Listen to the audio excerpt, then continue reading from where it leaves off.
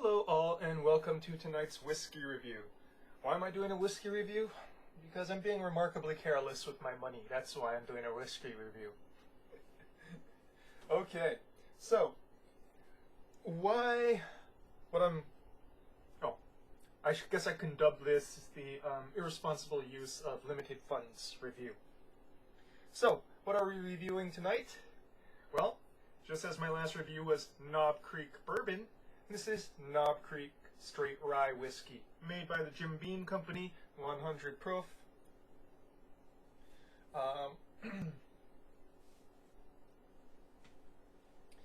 And honestly, I've only had one glass of it so far. Kind of liked it, but I haven't really made up my mind about it, so this is going to be a work in progress here.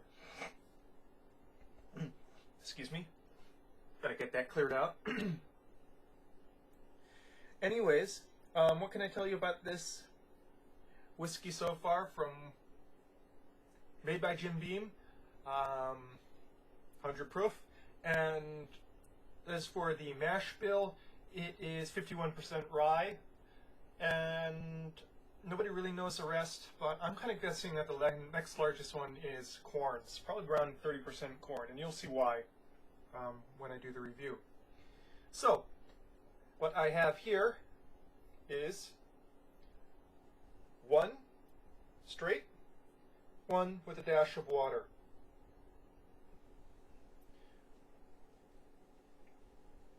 It's not the darkest whiskey I've ever had. I would say it's almost yellow orange to a light golden amber.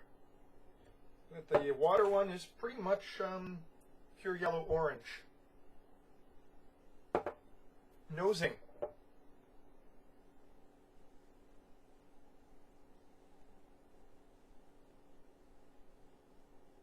What hits me first is sort of menthol.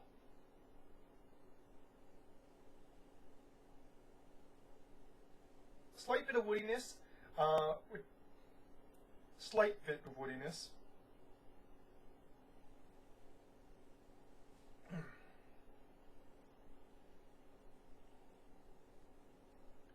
There's another smell in there that I would say is almost like a Virginia Perique blend of tobacco.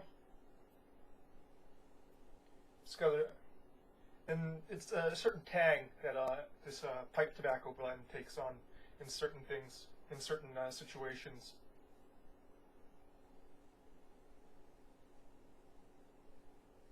Hints of honey.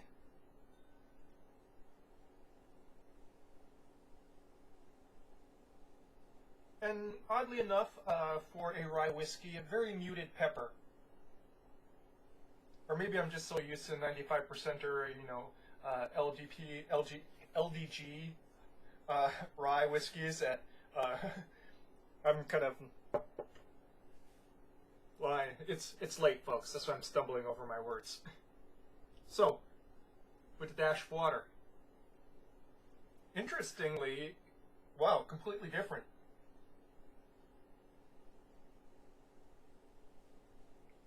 A lot more sweeter. Honey aspect's a lot stronger. Mint aspect's a lot more muted. Pepper aspect has boosted up. Just a very defined strain of Cheyenne pepper there. Wood is gone.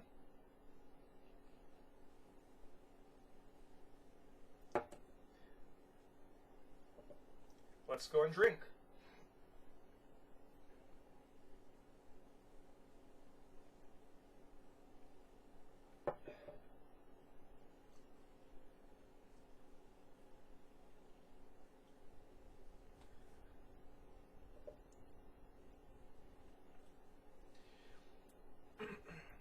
With rye, there's always that initial burst of pepper that you need to get used to before you can clear the rest of that nuance there.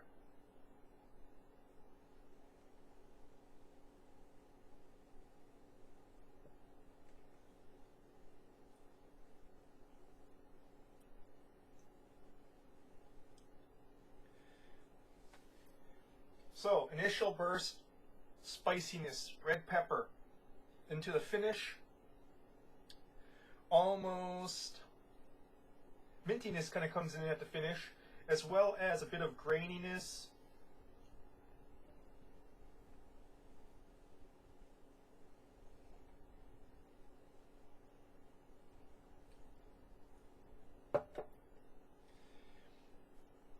Almost hints of citrus as well.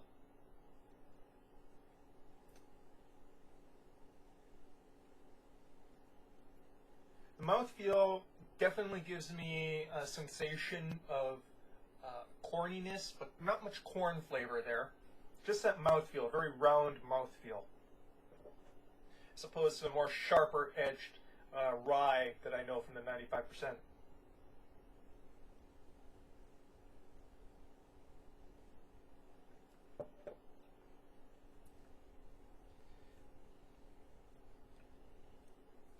Interestingly, the mint is pretty big on the finish.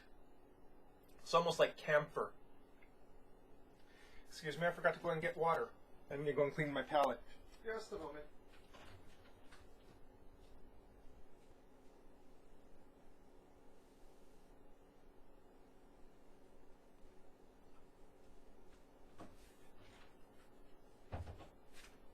My reviews are so professional, aren't they? So, this one here.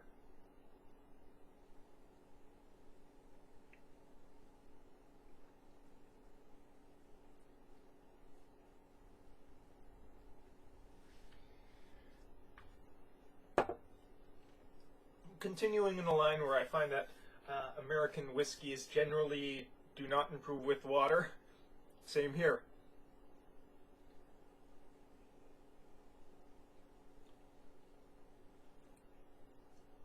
A lot of that pepper is completely gone now. That initial burst of pepper in the front, gone. You're sort of left with a sweetness and graininess, a bit of wood, sort of sour tang that's not really citric. I wouldn't know what to explain it as.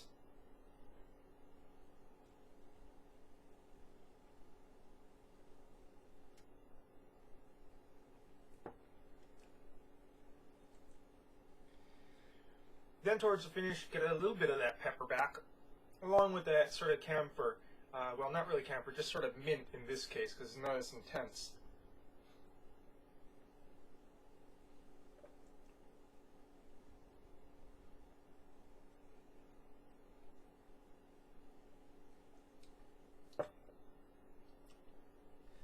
Definitely much more better in the undiluted version. Just far more intense.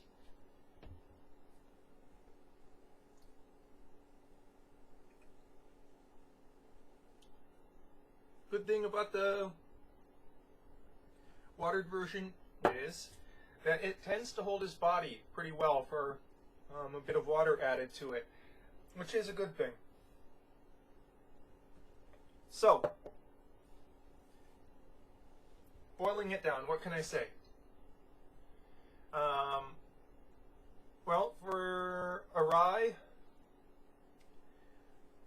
I would say, well, I guess it's not really overpriced now at $35. It's about right for this kind of quality. At the 45, around 45, a little under 45 it used to be, kind of a bit much. Excuse me. Good to drink straight, but also I would say this. While all of the sort of rye whiskey notes are there, it's really intensified. And for that reason, I believe that this would be really good as a mixer. And less so as a straight. Why? Just because it's so intense. I have some trouble sussing out the details on the palate, even though the nose is pretty delicate in certain respects, such as not being a pepper bomb on the nose.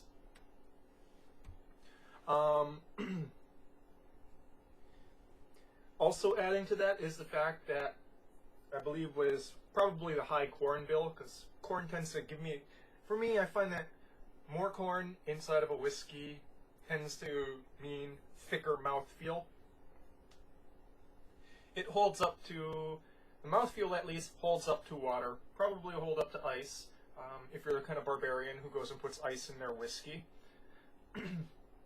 And will help in regards to mixing with other products. In cocktails, for example.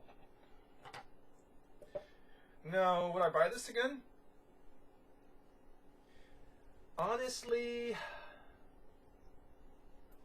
you know, I'm gonna have to say that I'm gonna have to go with the LDI juice or LDG juice, and just go and spend $20 on a bottle of George Dickel rye, because you know, it's really good stuff for a cheap price. And this is good stuff, but it's still $15 more expensive. I haven't found, basically, and yet at least, a rye that blows me away as well as that sort of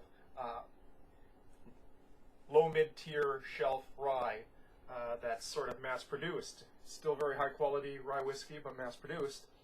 And as such, you know, unless I become a rich man, this probably wouldn't be something that's on my shelf. I'm going to continue trying new ryes, and I certainly, as hell, would not turn this down if offered. But buying it again, I'm going to keep on exploring ryes. It's not like how I am with bourbon at this point, where I find myself constantly returning to Elijah Craig. Okay, so that's your rye whiskey review for tonight. Cheers.